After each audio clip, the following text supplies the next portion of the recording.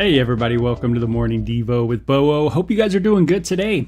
Matthew 26, part 2 today. If you want to check out the archives, you can always go to my YouTube channel, go to the search bar in YouTube, type in that French-Canadian name at the top right, Bo Ouellette, or you can just go to boouellette.com. That's kind of my catch-all. Hey, it's very hot out here in the desert. It's July 2nd. 2025, and it's 92 degrees already in the morning. I mean, not even just about 9 a.m. right now. Bam, hit it right on the dot. And man, it is toasty. It is very hot right now, and it's my birthday, so that's pretty cool.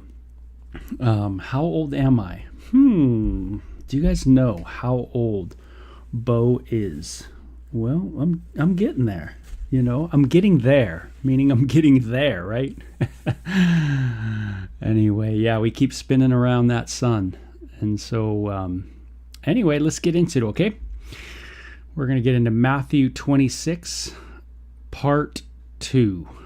Okay, so where we ended up yesterday is...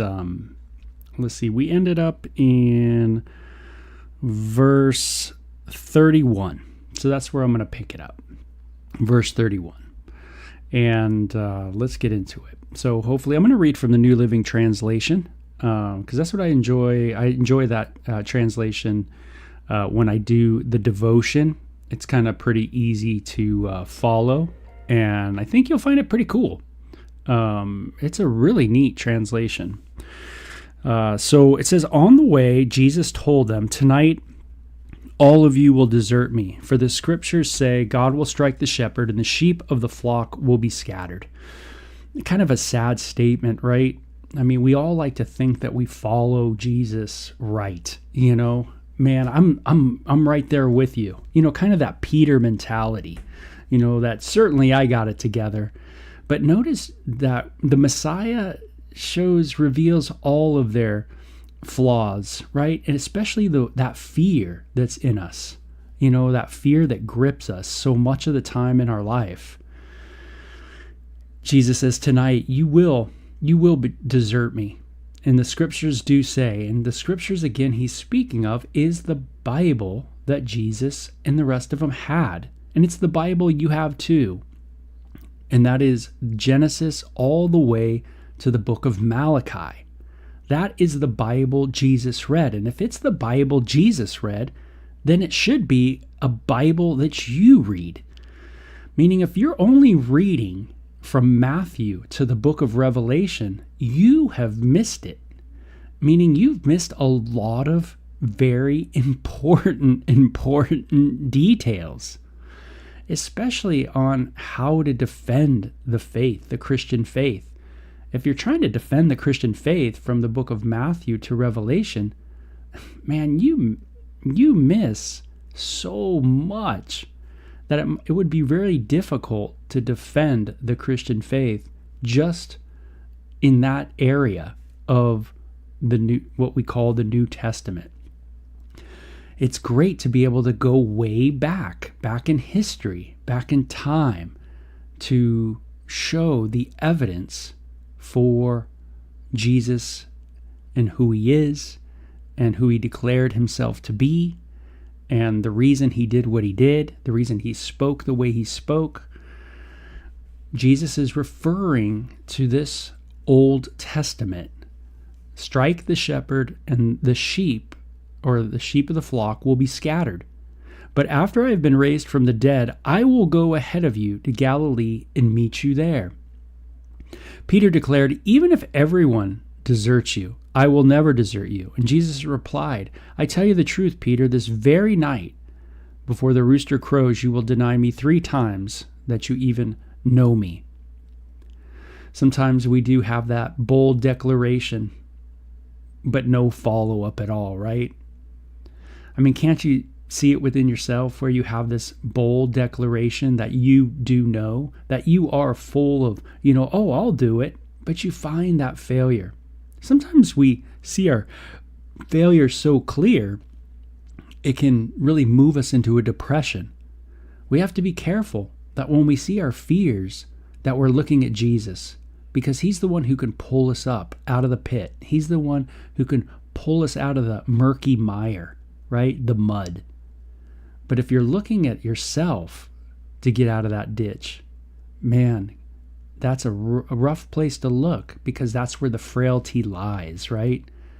That's where the fears lie, and the insecurity lies, and all the greed and envy and strife and lust. It's all within us. So we're going to have to look without to be able to help us. That's the problem with the world today, by the way, is that too many of us on the planet are looking within to try to heal the planet. Like it's going to come through a government. It's going to come through a system. It's not that there isn't a better system than another system. That's something that we certainly see. There's a truth to that. But the real answer to our problem as human beings are continued mistakes, messing up, doing evil, is really comes from without. It's going to come from someone. We're going to need saving. Peter here just goes at it. Hey, I'm going to do it. But Jesus says, no, you're not. And no, Peter insisted, even if I have to die with you, I will never deny you. And all the other disciples vowed the same. Hey, we're not going to disown you. No way. We're right here with you. They feel so close at the moment, that intimate moment of the Passover, celebrating that Passover meal. Nothing could ever go wrong, right? For those of us who've lived some life, we know that something can go wrong. Then Jesus went to the olive grove called Gethsemane, and he said, "Sit here while I go over there to pray." And he took Peter and Zebedee, 2 sons, James and John, and he became anguished and distressed. And he told them, "My soul is crushed with grief to the point of death." Isn't that interesting? He's in the olive grove. You press olives. And he says, "My soul is crushed with grief to the point of death." Jesus himself was going to go through some crushing. "Stay here and keep watch with me." And he went on a little further and bowed his face to the ground, praying, "My Father, if it is possible, let this cup of suffering be taken away from me, yet I want your will to be done, not mine." Hey, is it okay to pray, "Thy will be done"? Yeah. Jesus, we see, not only tells us to pray in that way, "Thy will be done, Lord, your will be done on earth as it is in heaven." But we see that Jesus models this during trials. Lord, I don't want to go through this. It's okay to express today our true anguish, our true grief, our true, feelings of not wanting to go through something. Lord, I don't want to have that meeting. Lord, I don't want to have this thing, but not my will, but yours be done. And he says, then he returned to the disciples and found them asleep. And he said to Peter, "Couldn't you watch with me even for an hour? Keep watch and pray so that you will not give in to temptation. For the spirit is willing, but the body is weak." And boy, is that true in all of us. The spirit's willing. Man, we got some zeal. We got some pep in the step. But the body is weak. We find ourselves tempted when we're what? Tired. And Jesus lays that out, right? Tired Peter, tired disciples. And Jesus says, pray you will not give into temptation. The temptation to what? To not pray. The temptation to go to bed. There's a time to go to bed, and then there's a time to be ready, to pray. And notice Jesus says, tonight is a time to pray, to seek the Father. For what's to come, obviously, the trials that are to come. And yet they fell asleep. Then Jesus left them a second time and prayed, "My Father, if this cup cannot be taken away unless I drink it, your will be done." When he returned to them again, he found them sleeping, for they couldn't keep their eyes open. They just couldn't do it. And so he went to pray a third time, saying the same things again. Then he came to his disciples and said, "Go ahead and sleep.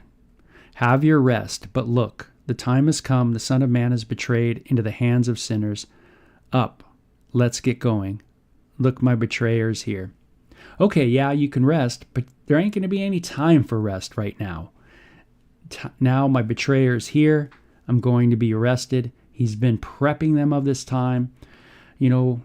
Hey, get ready, get ready, get ready, get ready, and they're not ready. This is kind of how Jesus taught about the last days too. The end times, that end times topic. It was, here it is, this is what's going to happen, this is what's going to happen, this is what's going to happen. Get ready. Be ready, right? Watch, be alert. We see here that before the time of trial, before the difficulty, it's easy to fall asleep. It's easy to grow weary, to get tired. Instead of stay alert, pay attention to what's going on in our world. Pay attention to the coming of Jesus once again to this planet, our time of visitation, which will happen once again. So we see a parallel, right? Something that's already happened, meaning there's a time of the visitation of God to the planet. The first time in the trial, during the time of trial, there is incredible trial, and we see the disciples falling asleep. And we are warned in the New Testament that in the latter days, in the last times, right before the second coming, there also will be this lackadaisical attitude as well. Is he really going to come? Is Jesus really going to come? They've been saying that since the beginning of time. It's just blase, it's just blah, blah, blah, right? Not taking it serious. And then before the trial, the sleeping takes place, and then boom, suddenly. Yeah, we see that little bit of a parallel there for sure. Okay, so it says, and even as Jesus said this, Judas, one of the 12 disciples, arrived with a crowd of men armed with swords and clubs. Man, they're ready to go. They're, I've had moments like this where growing up, I remember being at a rave in Los Angeles, and it got broken up, and we walked out, and there was a full-blown riot squad, ready to take us out, like riot shields and clubs and everything like that, as we walked out of a place that we weren't supposed to be, because raves back then were illegal. And it says they had been sent to the leading priest and elders of the people, or they had been sent by. So the religious leaders send the police. The traitor Judas had given them a prearranged signal. "You will know which one to arrest when I greet him with a kiss." So Judas came straight to Jesus, greeting, "Rabbi," he exclaimed, and gave him a kiss. And Jesus said, "My friend, go ahead and do what you have come for." Oh man, how sad. This kind of show, but it's like a tournament of endearment that takes place, right? This beautiful rabbi, teacher, gives him a kiss, but it really is a sign of betrayal. The worst kind of betrayal, right? You think someone's, with you, but they're really not with you.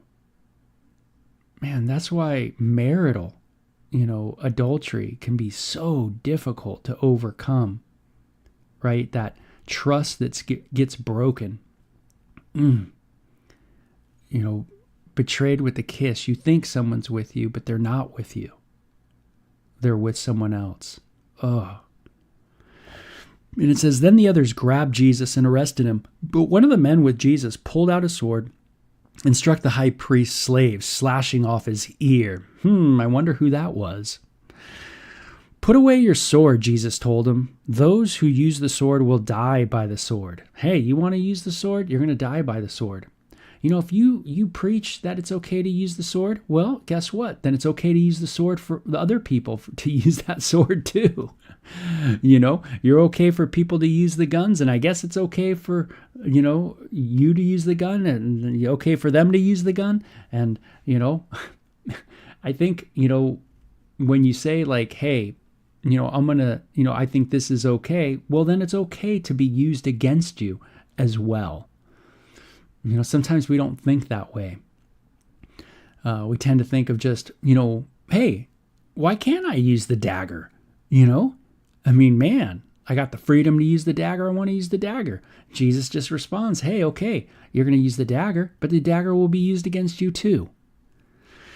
And he says, don't you realize that I could ask my Father for thousands of angels to protect us, and he would send them instantly? But if I did, how would the scriptures be fulfilled that describe what must happen now? So to Jesus, the Bible that he had, the Old Testament, already described what he is going to go through. It's already there in detail. Hey, why not read Psalm 22? Why not read Isaiah 53? Just a couple spots, but there's more that describe this kind of suffering servant, the suffering Messiah. And Jesus, again, sees it very clearly that the scriptures would speak of this, the cutting off of this unique person, the Messiah, the execution of the Messiah for the sins of the world. And then Jesus lays it out that he could ask the Father for all this protection, all these angels, but he says, not now. The amount of angels that Jesus says could come to his rescue would wipe out the world, wipe out everybody. Thousands of angels? Man, we see examples in the scripture where one angel, just one, took out 85,000 people of the enemy of Israel? Just one? How about thousands? Jesus said, hey, we could end the world right now. I could ask my Father, but it wouldn't be the fulfillment. It wouldn't do you guys any good. You guys need me to come and fulfill what has been written. Then Jesus said to the crowd, am I some dangerous revolutionary that you come with swords and clubs to arrest me? Why didn't you arrest me in the temple? I was there teaching every day. Remember Jesus taught in the temple and the kids loved him and the kids worshiped him and everybody was like, man, and the religious people were just like scowling, just plotting. How can we get rid of this guy? He's stealing our clout. What's going to happen to our religion? What's going to happen to our power? What's going to happen to all this, And Jesus saying, I was there all the time. But this all happened to fulfill the words of the prophets recorded in the scriptures. At this point, all the disciples deserted him and fled. So if you want to know about Jesus, you really have to read Genesis to Malachi, because this is what Jesus says is what's about him. And so if you want to understand the atonement, if you want to understand the resurrection, if you want to understand the ascension, if you want to understand just why Jesus is doing what he's doing and who he is, then you got to know the Old Testament. Then the people who had arrested Jesus led him to the home of Caiaphas, the high priest, where the teachers of religious law and the elders had gathered. Meanwhile, Peter followed him at a distance. Do I follow Jesus at a distance? That's a good question today, right? Where am I following Jesus? Am I far away or am I close? Meanwhile, Peter followed him at a distance and came to the high priest's courtyard. He went in and sat with the guards and waited to see how it would all end. There's something in Peter that keeps drawing him to Jesus. Man, is it the guilt that he's experiencing? The shame for his denial of Christ. Meaning, saying he was going to be with them and then falling asleep, that kind of thing. What's going on in Peter's mind? I told Jesus that I wouldn't leave him. And man, I'm scared. And I'm kind of following him now at a distance. Inside, the leading priest and the entire high council were trying to find witnesses who would lie about Jesus. Do governments lie? Do power structures lie? Yeah. Do we lie as individuals? Yeah. It's a plague on us human beings, right? To be honest, to tell it like it is. And it says, but even though they found many who agreed to give false witnesses, they could not use anyone's testimony. Are there groups today that literally just give false testimony, say whatever they need to say, lie, do whatever they need to do to, in a sense, keep things going, to further their religion, to further the movement? Is that happen today, you think?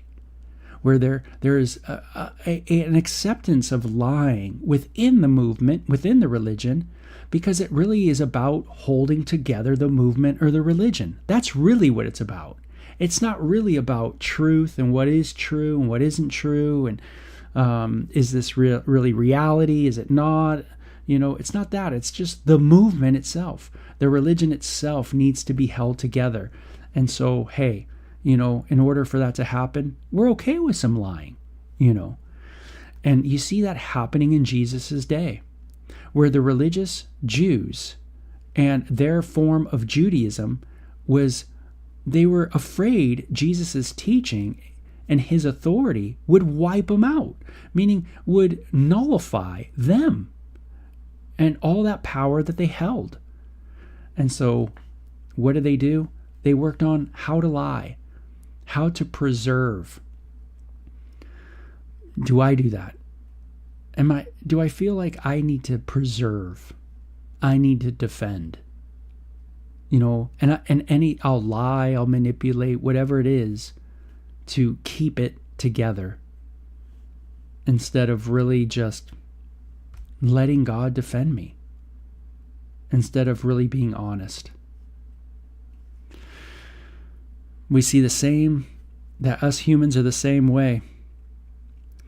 Finally, it says, 2 men came forward who declared, "This man said, I am able to destroy the temple of God and rebuild it in 3 days." Then the high priest stood up and said to Jesus, "Well, aren't you going to answer these charges? What do you say for yourself?" But Jesus remained silent. Then the high priest said to him, "I demand in the name of the living God, tell us if you are the Messiah, the Son of God." And Jesus replied, "You have said it.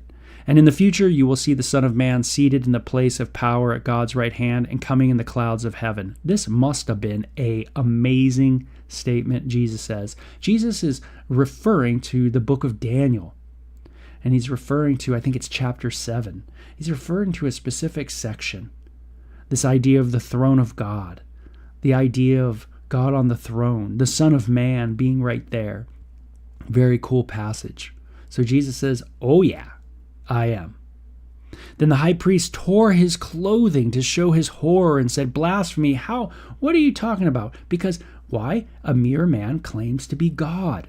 They equated that this truly is a guy who thinks he is the Son of God. And he is one with God, in unique relationship with God, in unity with God.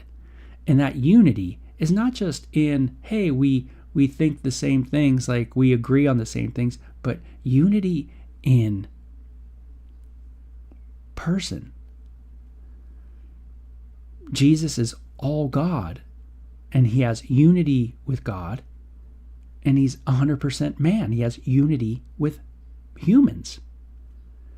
And here he is, the special, unique person that was spoken of long, long ago before him. But what do they think? Blasphemy.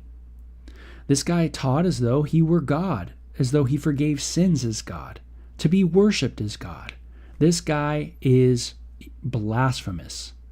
In their minds, we shall serve only one God. And here this guy claims to be that person, the Son of Man. Why do we need Another witness, you have all heard his blasphemy. What is your verdict? Guilty, they shouted. He deserves to die. Then they began to spit in Jesus' face and beat him with their fist. And some slapped him, jeering, prophesy to us, you Messiah. Who hit you that time?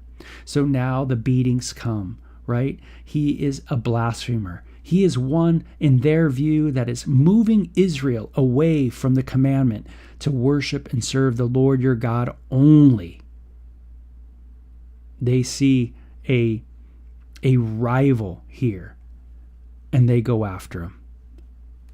And it says, meanwhile, Peter was sitting outside in the courtyard, and a servant girl came over and said to him, you were one of those with Jesus the Galilean. But Peter denied it in front of everyone. I don't know what you were talking about, he said. Later, out by the gate, another servant girl noticed him and said to those standing around, this man was with Jesus of Nazareth. Again, Peter denied it, this time with an oath. I don't even know the man, he said. A little later, some of the other bystanders came over to Peter and said, you must be one of them. We could tell by your Galilean accent. Hey, man, you're not from these parts, are you? No, you're a Galilean. You're definitely just like that Jesus guy. You guys sound alike. You got that draw, like you're from, the East Coast, like you're from New York or Maine or something like that. And so they saw the association between Jesus and Peter. Again, Peter denied it, this time with an oath, and he said, I do not know the man. I swear. Right? He swears. And a little later, some of the other bystanders came and they recognized his accent. And Peter swore, a curse on me if I'm lying. I don't know this man. And immediately the rooster crowed. Jesus says, I swear I will die if I'm lying. I do not know this man. Suddenly Jesus' words flashed through Peter's mind. Before the rooster crows, you will deny me 3 times that you even know me. And he went away weeping bitterly. Now, isn't it beautiful that even though, a curse be on him, Peter puts this curse, swears falsely, puts a curse on himself. Wouldn't it be a bummer if that really held in Peter's life? For the rest of his life, he was under a curse. But you know what? He wasn't. Why? Because Jesus prays for him. Jesus said, hey, you know what, Peter? I'm praying for you. I pray for you. And when Jesus is praying for you, even the things you do to yourself, the things you've done, you've said about yourself, the things, man, even that can be overcome. Praise God. Jesus is more powerful than Peter's curse upon himself. And he goes away and weeps bitterly. Hey, today you might be bummed, you might be down and out. Well, a couple things. One of them is that Jesus is greater than whatever it is that you think about yourself. You might think awful things about yourself. You might curse yourself. Cursed be the day I was born. You might think that way about yourself. I can't get out of this. Cursed be me. You might really be looking at yourself and see all the bad.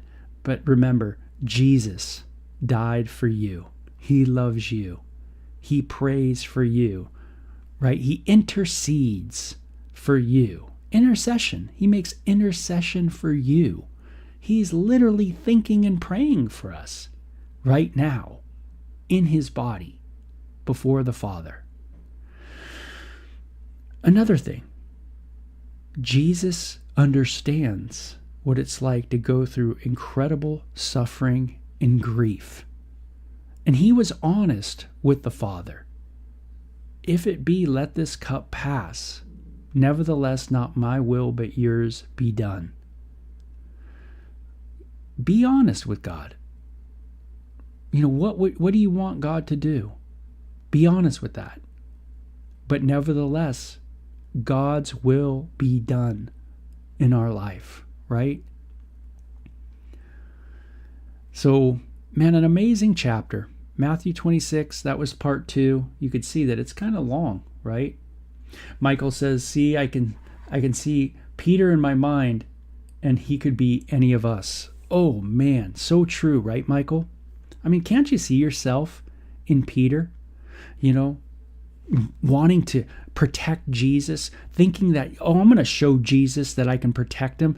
Oh, I'm the bold one. I'm going to be with you, Jesus. I'm going to be with you. And yet we are the ones that, man, we find frailty. And then we turn inward, right? And then we're going to get sad and depressed and because we fail Jesus. And a lot of us feel that way. Thank God for grace upon grace, right? That he is able to preserve me and present me blameless before the Father. Jesus is able to present you and me blameless. Man, that's, though my sins be, right, what is it? As scarlet, he has made us white as snow. That's what the Old Testament teaches, right? Though our sins be, so red, so blood-like, so blood on our hands, he will make us white as snow. Man, this is what we're seeing right now in this chapter, the Messiah doing the work. So, okay, that's the end of that one. We will talk to you guys later on, and have a great day, okay? It's good being in the Devo with you. Bye-bye.